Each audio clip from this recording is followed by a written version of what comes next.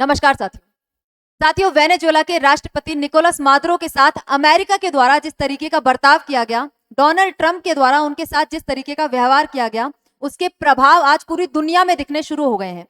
हाल ही में एक खबर निकल कर आती है कि ईरान के सुप्रीम लीडर खमेनेई देश छोड़कर भागने की तैयारी कर रहे हैं। देश छोड़कर इनके द्वारा प्लान बी के तहत रशिया में शरण ली जाएगी। आप सभी जानते हैं कि ईरान के अंदर पिछले 7 से 8 दिनों से प्रोटेस्ट चल रहे हैं। महंगाई को लेकर शुरू हुए जो प्रोटेस्ट हैं वो सत्ता विरोधी प्रोटेस्ट के अंदर तब्दील हो गए और इन प्रोटेस्ट को लेकर, इन विरोध प्रदर्शनों को लेकर अमेरिका के द्वारा, डोनाल्ड ट्रंप के द्वारा ईरान को ऑलरेडी चेतावनी दी जा चुकी है। ईरान को साफ साफ कहा गया है कि यदि विरोध प्रदर्शन को दबाने की कोशिश की जाती है, किसी भी प्रदर्शनकारी की हत्या की जाती है, तो ईरान पर हमला यूएसए के द्वारा किया जाएगा। यूएसए जरूर यहां पर इंटरफेयर करेगा। तो आने वाले समय में वेनेजुएला जैसी स्थिति ईरान में देखने को ना मिले, इसलिए यहाँ पे ईरान के लीडर्स के द्वारा रूस के अंदर शरण लेने की तैयारी की जा रही है। ऐसा ब्रिटिश मीडिया की एक रिपोर्ट में दावा किया गया है। खुफिया रिपोर्ट से इस तरीके की चीजें सामने निकल कर आई हैं। तो आज के सेशन में हम इसी चीज की चर्चा करने वाले हैं, क्या कुछ चीजें इस रिपोर्ट के अंदर लिखी गई हैं और ईरान के अंदर क्या कुछ चल रहा है उसको भी शॉर्ट में हम देखने की कोशिश करेंगे। तो चलिए सेशन की शुरुआत करते हैं। मेरा नाम है चारू गुप्ता और मैं स्वागत करती हूँ आप सभी का चारू एजुकेट्स पर। तो दोस्तों, सेशन में आगे बढ़े उससे पहले आप लोगों से एक रिक्वेस्ट, यदि चैनल पर नए हैं तो सब्सक्राइब जरूर से कर लें, बेल आइकन को प्रेस कर दें जिससे कि नोटिफिकेशंस आपके पास तुरंत से पहुंच जाए। इसके अलावा वीडियो अच्छी लगती है तो लाइक और शेयर तो आप लोगों को जरूर से करना है। आपका ओपिनियन बहुत मैटर करता है, कमेंट बॉक्स में उसको जरूर से बताकर जाइए। सारे आपके कमेंट्स देखे जाते हैं, उनका रिप्लाई भी जरूर से किया जाएगा। आगे बढ़ते हैं आज के सेशन पर। खमेनेई का प्लान बी लीक हो चुका है, ऐसा ब्रिटिश मीडिया की रिपोर्ट में दावा किया गया है। इसमें बताया गया है कि ईरान के सुप्रीम लीडर रिफ्यूज ले सकते हैं रशिया के अंदर। जिस प्रकार की स्थिति ईरान के अंदर है, प्रोटेस्ट लगातार बढ़ रहे हैं, यदि उन पर काबू नहीं पाया जा सका तो ईरान के लीडर देश छोड़कर निकल जाएंगे। 20 लोगों का ग्रुप इनने तैयार कर लिया है, जिनमें इनके बेटे भी हैं और कोई परिवारजन है, सगे संबंधी है। कुल मिलाकर उनका 20 जनों का ग्रुप तैयार हो चुका है, जो कि देश छोड़कर रशिया की शरण लेने वाला है। यहाँ पे ईरान की लोकेशन आप लोग देख सकते हैं। यहाँ पे आपको दिखाई दे रही है पर्शियन गल्फ, जिससे सीमा साझा करता हुआ मिडिल ईस्टर्न कंट्री आपको ईरान दिखाई देगा। और यहाँ पे दूसरी तरफ आपको दिखाई दे रहा है सऊदी अरब। यहाँ पे ईरान की कैपिटल आप देख सकते हैं तेहरान, जहां से प्रोटेस्ट शुरू हुए थे, धीरे धीरे करके पूरे ईरान के अंदर भड़क गए और आज के समय तेहरान पर तो प्रोटेस्ट में काबू पाया जा सका है, लेकिन दूर दराज इलाकों में अभी भी लोगों के अंदर गुस्सा है। इन्फ्लेशन को लेकर जो प्रोटेस्ट शुरू हुए थे, आज वो सत्ता विरोधी संघर्ष के अंदर बदल चुके हैं। मुल्ला go back, Khamenei step down, ऐसे नारे आज के समय ईरान की गलियों में लगाए जा रहे हैं। अब ये प्रोटेस्ट शुरू किस लिए हुए थे? प्रोटेस्ट शुरू हुए थे महंगाई की वजह से। ईरान के अंदर इस वक्त इतनी ज्यादा महंगाई है और जरूरी वस्तुओं के दाम इतने ज्यादा बढ़ गए हैं, ईरान की करेंसी की वैल्यू इतनी ज्यादा डाउन हो गई है। इसको लेकर ईरान के अंदर लोगों के द्वारा, मेजरली जेंजीज के द्वारा ये प्रोटेस्ट शुरू किया गया। इसमें आप देख सकते हो ईरान की जो करेंसी रियाल है ना, वो 42,000 पर डॉलर पहुंच गई है। इसके साथ ही ईरान के अंदर इन्फ्लेशन 42% से पिछले कुछ समय के अंदर बढ़ी है। जरूरी वस्तुओं की यदि बात करें तो उसमें फूड आइटम्स के दाम 75% से बढ़े हैं और मेडिसिन जो कि जरूरी चीजों में आती है, उनके दाम 50% से बढ़े हैं। और इन सब चीजों को लेकर आग में घी डालने का काम किया गया सरकार के द्वारा, जो कि हाल ही के बजट में टैक्सेशन को और बढ़ा बैठी। 62% टैक्स इंपोज किए गए लोगों के ऊपर एक्स्ट्रा, और इसको देखकर लोगों का गुस्सा फूट पड़ा, लोग सड़कों पर उतर आए। इन्फ्लेशन को लेकर, ईरान की बिगड़ती हुई इकोनॉमी को लेकर प्रोटेस्ट शुरू कर दिया। अब यहाँ पे इस प्रोटेस्ट के अंदर अब तक 7 से 8 लोग अपनी जान गंवा चुके हैं और काफी सारे लोगों को अरेस्ट भी किया जा चुका है। सिचुएशन ईरान के अंदर काफी खराब है और ईरान की कहीं ना कहीं जो कंडीशन डिटेरियोरेट हो रही है, बिगड़ रही है, इकोनॉमिक हालत ईरान की आज ठीक नहीं है, तो उसमें भी कहीं ना कहीं वेस्टर्न कंट्रीज का ही हाथ है। वेस्टर्न कंट्रीज के द्वारा ईरान पर इतने सैंक्शंस लगाए गए कि आज ईरान के अंदर जरूरी वस्तुओं की कीमत भी आसमान छू रही है। वहां की इकोनॉमी आज गड्ढे में जा चुकी है। तो कहीं ना कहीं इसके लिए भी वेस्टर्न कंट्रीज जिम्मेदार है और आज ऐसी स्थिति बन गई है कि ईरान के लीडर्स को देश छोड़कर जाना पड़ रहा है। आप लोग इस सेशन को जरूर से देखें, जो कि हम चैनल पर ऑलरेडी डिस्कस कर चुके हैं। ईरान के अंदर जिस प्रकार की स्थिति है, कैसे विद्रोह हो रहा है, किस तरह की डिमांड लोगों के द्वारा की जा रही है, वो सारी चीजें हमने इसके अंदर डिस्कस की है। सत्ता विरोधी संघर्ष के अंदर लोगों के द्वारा रजा पहलवी को वापस लाने की डिमांड की जा रही है। खमेनेई को सत्ता से हटाने और रजा पहलवी को वापस लाने की मांग लोगों के द्वारा विद्रोह प्रदर्शन के अंदर की जा रही है। अब ये रजा पहलवी कौन है? ईरान के जो लास्ट शाह शासक हैं मोहम्मद शाह पहलवी, उनके बेटे हैं।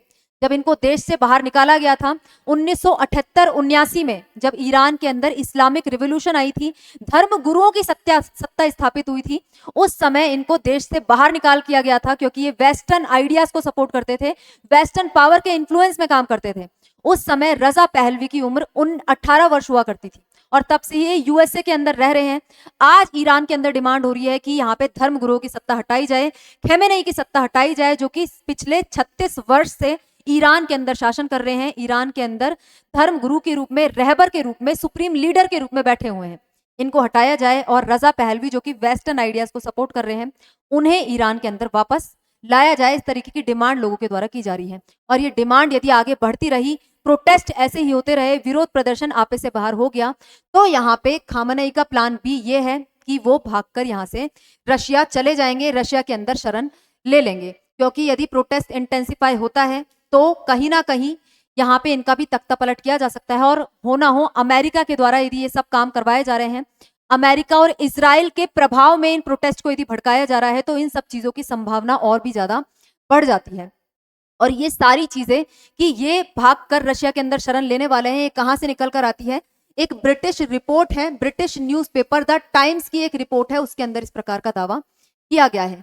86-year-old leader could leave Tehran with a small group of around 20 people including his son मोस्तबा।